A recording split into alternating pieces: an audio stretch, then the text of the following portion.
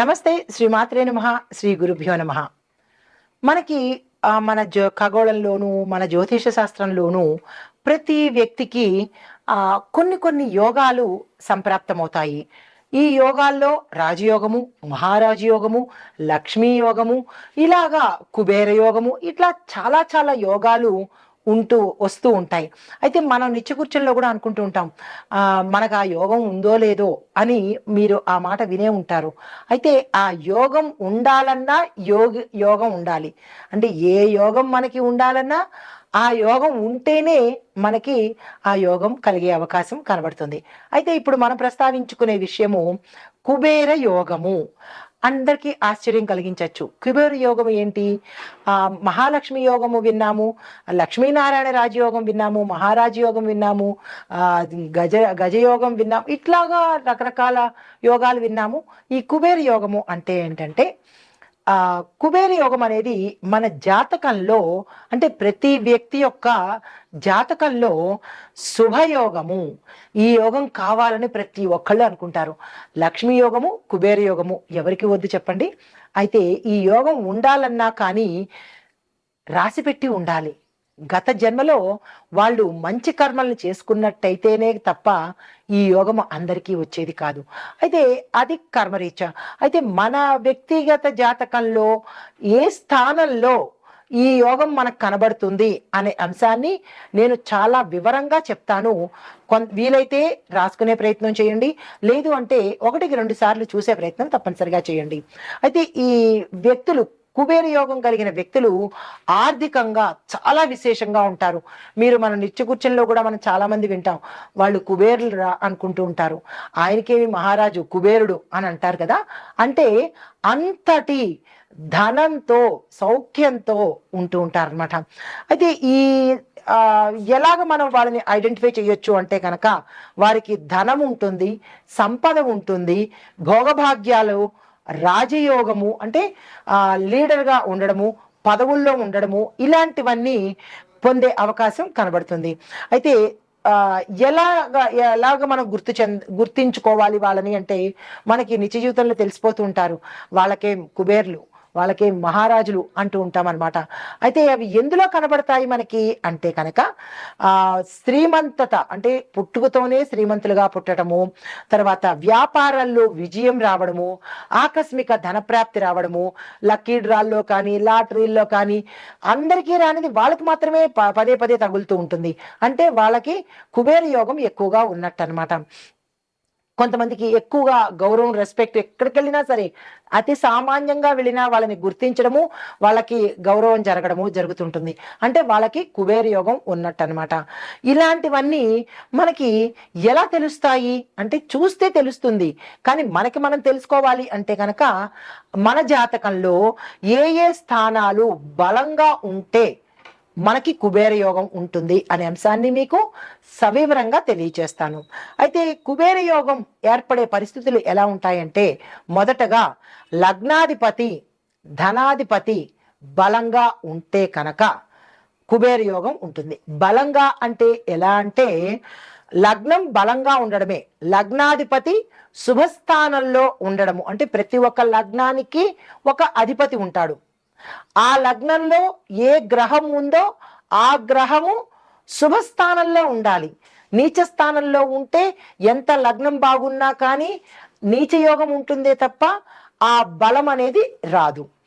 దీంతో ఇంకొకటి ఏంటంటే, ధనాధిపతి బలంగా ఉండి లాభభావము లేదా అంటే లాభస్థానము లేదా ధనస్థానము కూడా అనుకూలంగా ఉండాలి.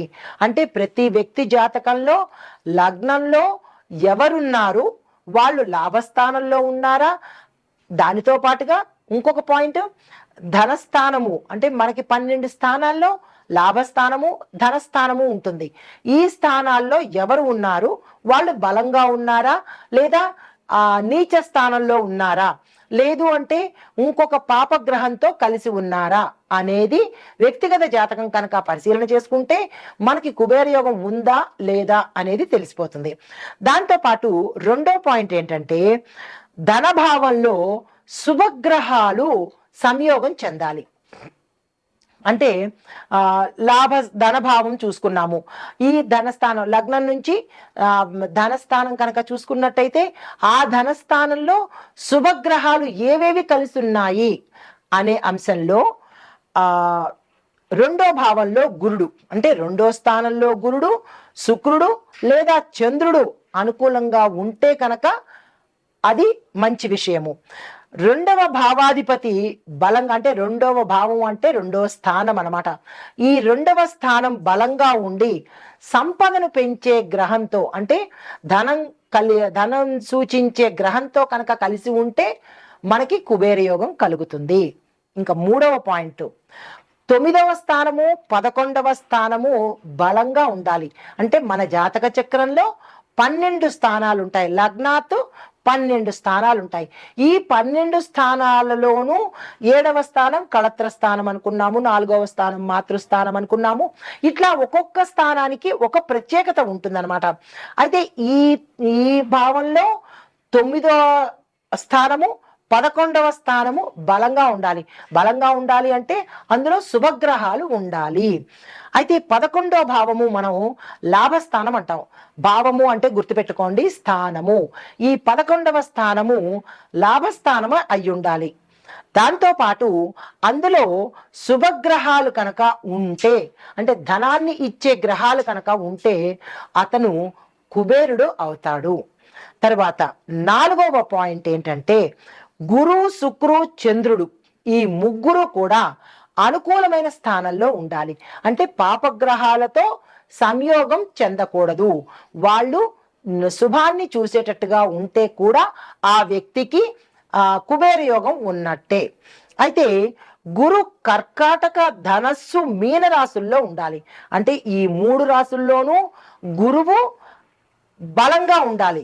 ఈ 3 జాతకుల్లో, అంటే కర్కాటకము, ధనస్సు, మీన రాశుల్లో వారికి గురువు బలంగా ఉంటే కూడా ఈ రాశుల వాళ్ళు కుబేరులు అవుతారు. అయితే శుక్రుడు వృషభ రాశిలో బలంగా ఉండాలి. చంద్రుడు కర్కాటక, వృషభంలో కూడా బలంగా ఉన్నట్టయితే ఆకస్మిక ధనప్రాప్తి, వాళ్ళు ఏది ముట్టుకున్నా ధనం రావడము, చిన్న జస్ట్ లాటరీగా తీసిన అందులో వీళ్ళ పేరు పలకడము, ఇట్లాంటివి అనమాట. ఏదైనా క్యాంపెయిన్కి వెళ్ళినప్పుడు అక్కడ ఏదైనా వెయ్యండి లక్కీ డ్రా తీస్తాము అని చెప్పినప్పుడు వాళ్ళ పేరే పైకి వచ్చింది అని అనుకోండి, అంతమందిలో కూడా, అంటే వాళ్ళకి ఆ సమయంలో వృషభంలో చంద్రుడు, కర్కాటకంలో చంద్రుడు బలంగా ఉన్నారు అని అర్థం అనమాట. తర్వాత 5వది కుబేర యోగము అంటే కనుక ప్రత్యేకమైన గ్రహాల సంయోగము. గురు, శుక్రుడు ఇద్దరూ కూడా ధనాన్ని, లాభాన్ని భాగ్యస్థానంలో ఉండి అనుకూలమైన దృష్టిని కనుక చూసినట్టయితే ఆ వ్యక్తికి కుబేర యోగం ఉన్నట్టు లెక్క. తరువాత శని లగ్నాధిపతి స్థానాన్ని నుంచి ధనస్థానాన్ని చూసి అనుకూలంగా చూసినట్టయితే వ్యాపారంలో అనుకూలత కలిగి ధనం వచ్చే అవకాశం కనబడుతోంది. అయితే ఈ కుబేర యోగము, ఇందాక మనం స్థానాలు చెప్పుకున్నాం కదా, ఇప్పుడు కుబేర యోగము ఎట్లా ఏర్పడుతుంది అంటే కనుక వార్షిక ఫలాల్లో లేదా దశా భక్తి ప్రభావంలో కనుక కుబేరుడు అంటే కుబేర యోగం కలిగే అవకాశం ఉంది. అయితే గురు, శుక్రు, శని దశలలోనూ ప్రత్యేకంగా గురు దశలో ప్రతి వ్యక్తికి దశ, అంతర్దశ, మహర్దశలు ఉంటాయి. ఈ దశల్లో గురు, శుక్రు, శని దశల్లో ప్రత్యేకంగా గురు మహర్దశలో, అంతర్దశలో ఉంటే కనుక ఈ ప్రభావం ఏర్పడుతుంది. తరువాత వీరికి ఎలాంటి ప్రభావం వస్తుంది? అద్భుతమైన ధనప్రాప్తి, ఆకస్మిక ధనప్రాప్తి, ఆస్తి లాభాలు, వ్యాపార విస్తరణ, ఎక్కడ పట్టుకుంటే అక్కడ బంగారం అన్నట్టు కనబడుతుంది అనమాట. 2వ పాయింట్, గురు లేదా శుక్రుడు ధన సంబంధిత రాసుల్లో ఉన్నప్పుడు ఆ యోగం కలుగుతుంది. అది ఎలా అంటే కనుక గురు మేష, కర్కాటక, ధనస్సు, మీన రాశుల్లో సంచారం చేసినప్పుడు ఒక వ్యక్తి జాతకంలో ఇన్ని పరిశీలన చేయాల్సి వస్తుంది. కుబేర యోగం ఉందా లేదా తెలుసుకోవాలంటే ఇన్ని స్థానాలు మనం చూసుకుంటూ ఉండాలి.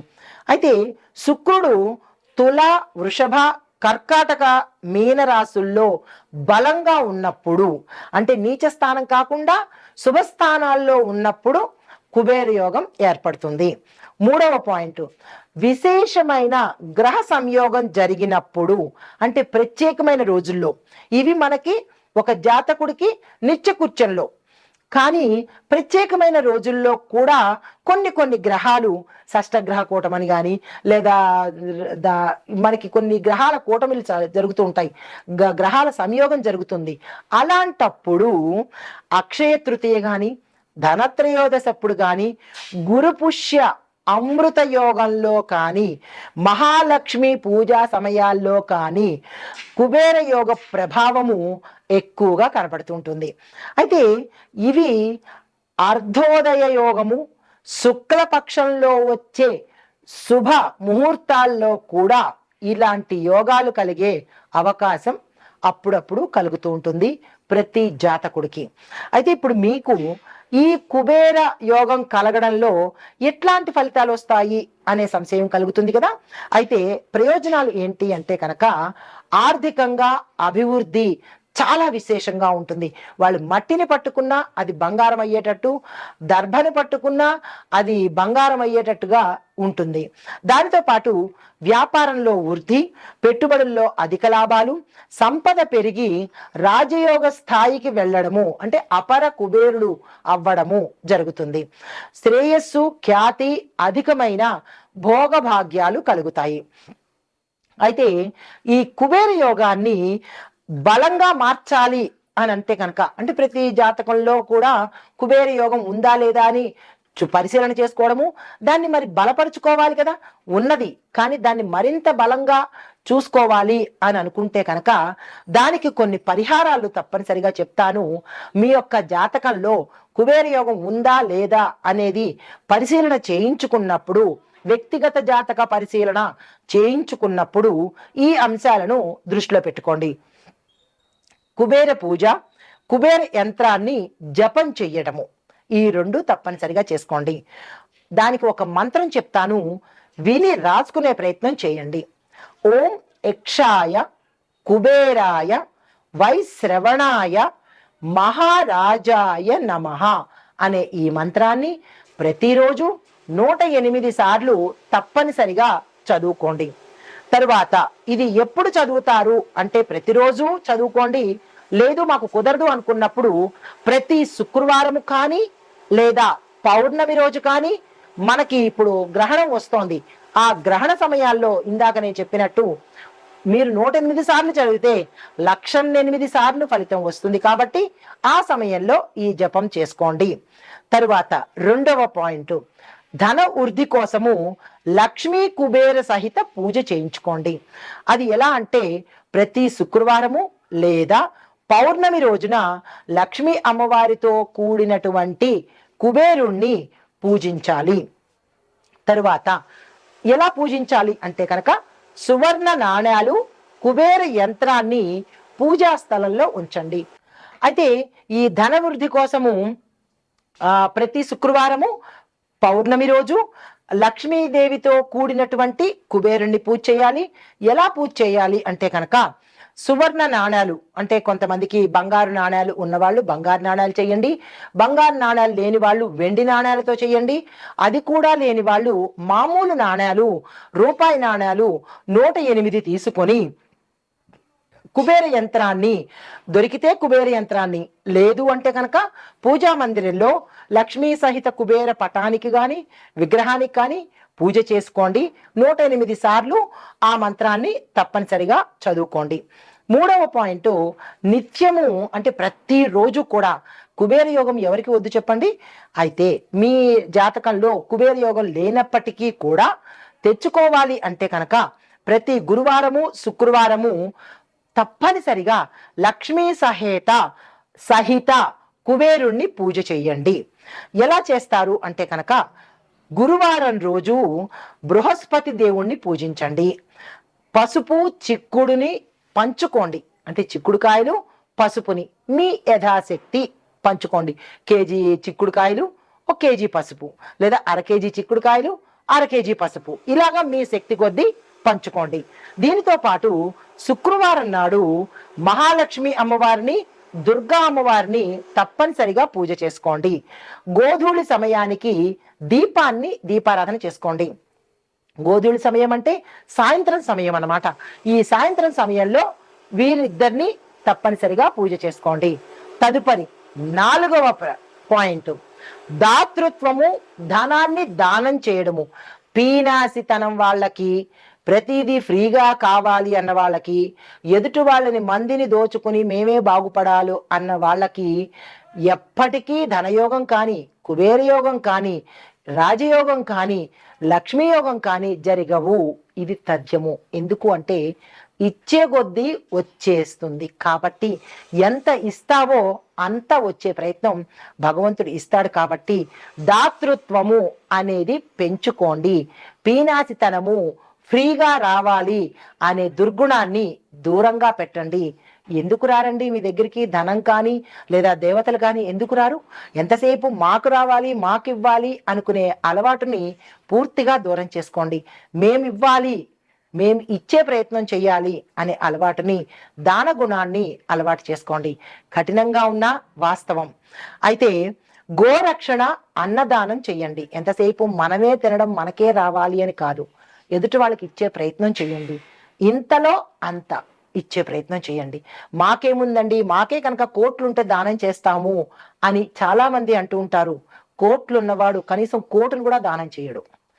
ఏది చేసినా మధ్యతరగతి వాళ్ళు, కింది స్థాయి వాళ్లే చేయగలగాలి. అంటే పేదవాడు, మధ్యతరగతి వాడే చేస్తాడు. కోట్లుంటే మేము చేస్తాము అంటే ఆ కోట్లు రావాలన్నా కానీ మనం ప్రయత్నం చేయాలి కదా.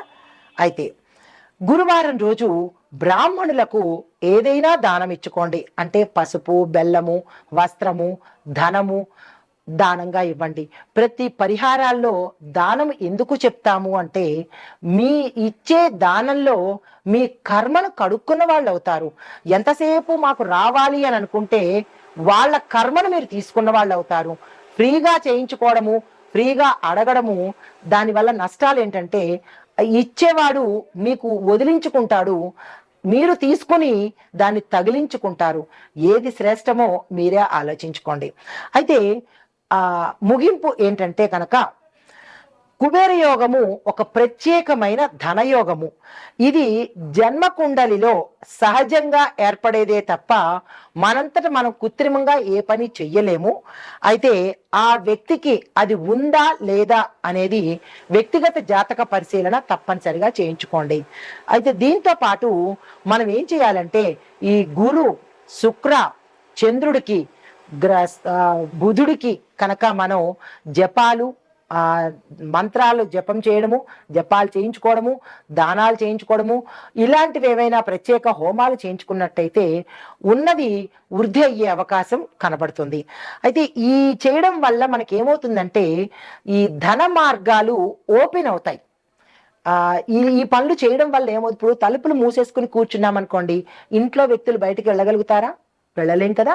అలాగే మనము ఇంట్లోంచి బయటికి వెళ్ళాలంటే మూసి ఉన్న తలుపుని ఎలాగైతే తీయాలో, మనకి రాజయోగం పట్టాలన్నా, ధనయోగం పట్టాలన్నా మీ పీనాసితన అనే తలుపుల్ని తీసి దానము, పూజలు ఇలాంటివి కనుక చేసినట్టయితే ఆకస్మికంగా బయట వేచి ఉన్న ఈ యోగాలన్నీ మీకు వచ్చే అవకాశం కనబడుతోంది. ఈ పనులన్నీ చేసుకుని, నేను చెప్పిన ఈ పరిహారాలు చేసుకుని, ఈ పూజలు చేసుకుని, మీ వ్యక్తిగత జాతకంలో కుబేర యోగం ఉందా లేదా అనేది పరిశీలన చేసుకుని, ఒకవేళ ఉంటే కనుక మరింతగా అభివృద్ధి అయ్యేందుకు పరిహారాలు చేసుకోండి. నమస్తే. మనకి కుబేర యోగం 12 రాసుల వారికి ఎలా ఉండబోతోంది, దాని పరిహారాలేంటి, రాశి వారీగా నేను ఇప్పుడు చెప్పబోతున్నాను. అయితే ఈ కుబేర యోగము మనకి మే 13 నుంచి ఏర్పడబోతోంది. అంటే కొంతమందికి 2024 సంవత్సరం మే 1 నుంచి 2025 మే 13 వరకు మనకి కుబేర యోగము ఉంది. అంటే గత సంవత్సరంలోనే ప్రారంభమయ్యి మే 13 వరకు ఉంది కాబట్టి ఇక నుంచైనా ఈ వీడియో చూసిన దగ్గర నుంచి నేను చెప్పిన పరిహారాలు కనుక పాటించుకున్నట్టయితే ఈ సమయంలోనే మనము అధిక ధనవంతులు అయ్యే అవకాశము, కుబేర యోగాన్ని పొందే అవకాశము కనబడుతుంది. అయితే ఈ కుబేర యోగము దేని మీద ప్రభావం చూపిస్తుంది అంటే కనుక ఆర్థిక పరంగాను, వృత్తి పరంగాను, వ్యాపార పరంగాను, కుటుంబ విద్య ఆరోగ్య పరంగాను మనకి విశేషమైన ఫలితాలు చూపిస్తుంది. మరీ ముఖ్యంగా డబ్బుకు సంబంధించిన లావాదేవీలు ఏవైతే ఉంటాయో వాటి మీద ఎక్కువగా ఈ ప్రభావం ఉండబోతోంది. అయితే ఈ ప్రభావము మేషరాశి నుంచి మీన రాశి వరకు ఒక్కొక్క రాశికి ఎలా ఉండబోతోంది అనే అంశంలో తదుపరి రాశి మిథున రాశి. ఈ రాశి వారికి కుబేర యోగంలో ఎలాంటి ఫలితాలు వస్తున్నాయి అంటే కనుక వ్యాపార రంగంలో విపరీతమైన అవకాశాలు వస్తాయి, లాభాలు వస్తాయి. పెట్టుబడులు విశేషంగా పెడితే విపరీతమైన లాభాలు వచ్చే అవకాశం ఉంది. విస్తరణకు కానీ ఏదైనా అంటే విదేశాలతో కానీ లేదా అంటే ఇక్కడిక్కడే మీరు వ్యాపార సంస్థల్ని విస్తరించడానికి కానీ బ్రాంచీలు పెట్టుకోవడానికి కానీ ఏది మీరు పని చేసినా ఈ సమయంలో లాభాలు వచ్చే అవకాశం గోచరిస్తోంది. ఆ ప్రయత్నాలు చేసుకోండి. తరువాత భవిష్యత్తులో మీరు ఏదైనా ఆర్థికంగా స్థిరపడాలన్నా, ఆర్థిక సెక్యూరిటీ కావాలి అంటే కనుక ఈ సమయంలో మీరు ఏ పని చేసినా అది ఉత్తర మీకు విశేషమైన ధనాన్ని ఇచ్చే ఏర్పాటు ఈ సమయంలో జరుగుతోంది. అయితే అనుకోని ఖర్చులు కూడా మీకు వచ్చే అవకాశం ఉంది. జాగ్రత్తలు తీసుకోండి. ధనం వస్తోంది కదా అని ఈ చేత్తో వస్తుంటే ఆ చేత్తో ఖర్చు పెట్టేస్తుంటే ఒకప్పుడుకి అది తరిగిపోయి నష్టం అయ్యే అవకాశము, బాధపడే అవకాశం ఉంది. కాబట్టి జాగ్రత్తలు తప్పనిసరిగా తీసుకోండి. అయితే మీకు చెప్పదగిన పరిహారము విష్ణు సహస్రనామ పారాయణ తప్పనిసరిగా చదవాలి. ఇందులో ఎక్సెప్షన్ లేదు. దీంతో పాటు దత్తాత్రేయ స్వామి వారి అంటే గురువారం రోజు దత్తాత్రేయ స్వామి వారి పూజ చేయించుకోవడం కానీ లేదా ఆలయ సందర్శనం కానీ చేసినట్టయితే విశేషమైన ఫలితాలు పొందే అవకాశం కనబడుతోంది. ఎందుకంటే గురుకి అధిపతి అంటే గురు అనగా దత్తాత్రేయుడు, గురుగ్రహానికి కూడా ఈ స్వామి అనుగ్రహం ఇస్తాడు. కాబట్టి ఈ ప్రయత్నం తప్పనిసరిగా చేసుకోండి.